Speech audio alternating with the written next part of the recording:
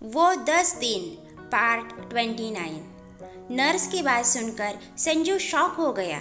Nurse अपनी बात कहकर वहाँ से जाने वाली थी कि तभी संजीव ने उसे रोका और कहा, रुकिए, माफ़ कीजिए। क्या कहा आपने? क्या हुआ है इन दोनों के साथ? नर्स ने संजीव को संदेह की दृष्टि से देखते हुए कहा, आप है कौन और ये सब क्यों पूछ रहे हैं? देखिए, आप गलत मत समझे। मैं बस यह जानना चाहता था कि वही तो मैं पूछ रही हूँ।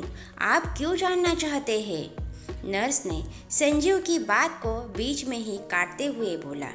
इस बात का संजीव कोई जवाब नहीं दे पाया और संजीव ने ना में सर हिला के कमरे के बाहर बेंच पर बैठ गया। नर्स ने उस पर एक संदेहात्मक दृष्टि डालकर वहाँ से चली गई। संजीव को खुद नहीं समझ में आ रहा था कि वह तारा जी के बारे में क्यों जानना चाहता है। उसे किसी के निजी मसले में पड़ने का कोई शौक नहीं था। अपने ऑफिस में काम कर रही महिला कर्मचारियों को भी निजी बातें करते देखता था तो उसको भी झिड़क देता था। उसके हिसाब से लड़कियां परपंच करने में माहिर होती है और वो उनकी इसी बात से चिढ़ता था। पर तारा जी उन महिलाओं से अलग थी। संजीव ने उन्हें कभी भी किसी से बेकार की बातें करते हुए नहीं सुना था। उनके चेहरे पर हमेशा हल्की सी मुस्कान रहती थी। आज पहली बार उसने तारा जी के चेहरे पर जो दुख और तकलीफ की झलक देखी थी। संजीव हैरान था कि कोई इतनी तकलीफ झेलने के बाद भी इतना सहज कैसे हो सकता है। संजीव यह सब सोच ही रहा था कि तभी किसी ने उसके कंधे पर हाथ रखा। उसने पलट कर देखा तो तारा जी खड़ी थी। उन्होंने सामान्य भाव से कहा, चले। दोनों वापस जा ही रहे थे तभी तारा जी ने संजीव से कहा, संजीव 2 मिनट रुको, मैं डॉक्टर से रीवा की रिपोर्ट पूछ कर आती हूँ। मैं भी चलूँ आपके साथ? No thank you, I will manage. Sanjeev doctor के केबिन के बाहर चहलकदमी करने लगा। 2 मिनट बाद तारा जी केबिन से बाहर निकली। चेहरे पर राहत थी, मानो उन्होंने कोई जंग जीत लिया हो। संजीव तारा जी से बात करना चाहता था पर वह समझ नहीं पा रहा था कि कैसे करे। वह सोच ही रहा था कि उसके दिमाग में एक विचार उपजा। उसने तारा जी से पूछा, सुनिए, बहुत थकान हो रही है, 1 कप चाय पी सकते हैं? तारा जी ने सिर हिलाकर हाँ में सहमति दी और कहा, यहाँ की चाय अच्छी नहीं है, इधर पास में ही जगह है, वहाँ चल के पीते हैं। संजीव तारा जी के पीछे पीछे चलने लगा। तारा जी एक टी स्टॉल के पास रुकी जो एक छोटी सी दुकान थी, जहाँ फ्रंट पर एक छोटा काउंटर बना हुआ था, जहाँ पर एक व्यक्ति बैठा था जो शायद दुकान का मालिक था। और अंदर दुकान में 4-5 टेबल मेज पड़ी हुई थी ग्राहकों को बैठने के लिए। संजीव और तारा जी अंदर जाकर बैठ गए और वहाँ 14-15 साल का एक लड़का था जिसे उन्होंने चाय का ऑर्डर दिया। उधर चाय का इंतज़ार कर ही रहे थे तभी संजीव ने हिचकिचाते हुए पूछा, वो उस लड़के का क्या हुआ जिसने आपकी बेटी को? कहते कहते संजीव रुक गया। यह बात सुनकर तारा जी के चेहरे पर रोष के भाव आ गए। उन्होंने एक गहरी सांस छोड़ते हुए बोला, होना क्या था? इस देश में किसी को आसानी से इंसाफ मिलता है क्या? छूट गया क्या? मगर कैसे? सर पर बैट लगने के कारण उसे गहरी चोट आई थी और जब होश में आई तो उस हादसे के कारण चीखने चिल्लाने लगी थी।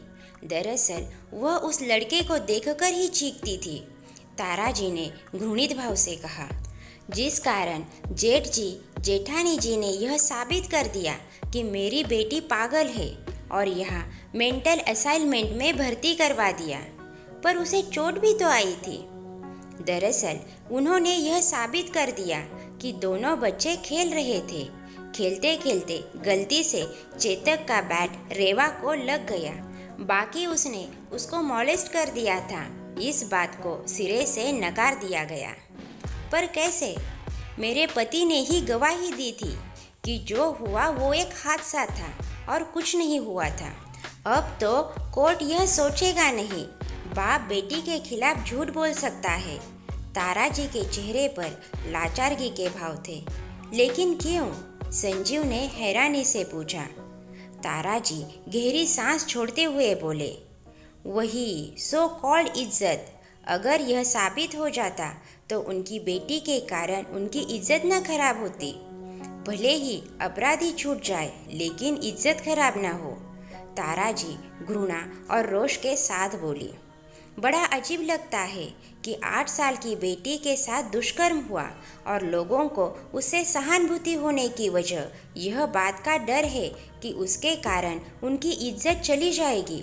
पर उस बच्ची के मन पर क्या बीती होगी, उसकी किसी को फिक्र नहीं। ताराजी की आंखों में अब आंसू भर आए थे। ताराजी अब इस विषय में कुछ बात नहीं करना चाहती थी। अतः उसने बातों को बदलने की कोशिश में संजीव से पूछा, संजीव, क्या तुम अब गाड़ी चला सकते हो? मैं थक गई हूँ। संजीव ने भी हाँ में सिर हिला के सहमति दे दी। कुछ तन की और कुछ मन की थकान के कारण ताराजी गाड़ी में ही सो गई थी। अब संजीव गाड़ी चला रहा था, पर वह अभी भी ताराजी की बातें सुनकर परेशान था। वह सोच भी नहीं सकता था कि एक बाप अपने बच्चे के खिलाफ कैसे जा सकता है।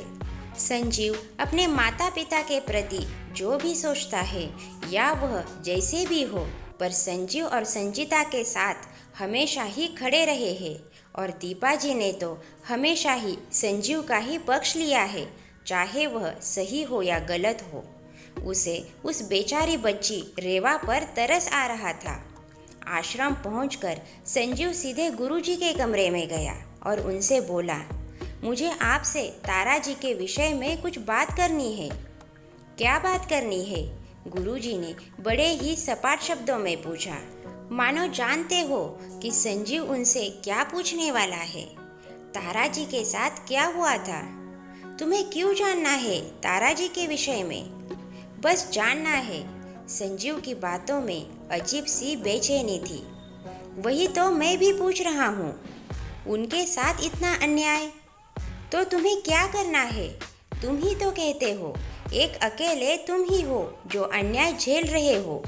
दूसरे के सुख दुख से तुमको क्या मतलब? गुरुजी ने कठोर शब्दों में कहा, देखिए, मैं जानता हूँ मैंने उस समय बहुत कुछ गलत कह दिया था, पर क्या संजीव? दूसरों के निजी जीवन के किस्से कोई राजनैतिक चर्चा नहीं है जो आप हर जगह चर्चा करते फिरो। जिस तरह तुम नहीं चाहते कि तुम्हारे विषय में कोई बात करे, उसी तरह दूसरा भी यही सोच रखता है। मैं तुम्हें उनके बारे में कुछ नहीं बता सकता। अब तुम जा सकते हो। यह कहते हुए गुरुजी ने संजीव से मुंह फेर लिया। क्रमशः दोस्तों, आगे की कहानी आपको नेक्स्ट वीडियो में सुनने को मिलेगी। कहानी अच्छी लगे तो लाइक ज़रूर कीजिए और ऐसी ही कहानियाँ सुनने के लिए हमारे चैनल को सब्सक्राइब कीजिए। मिलते हैं अगली कहानी में। धन्यवाद।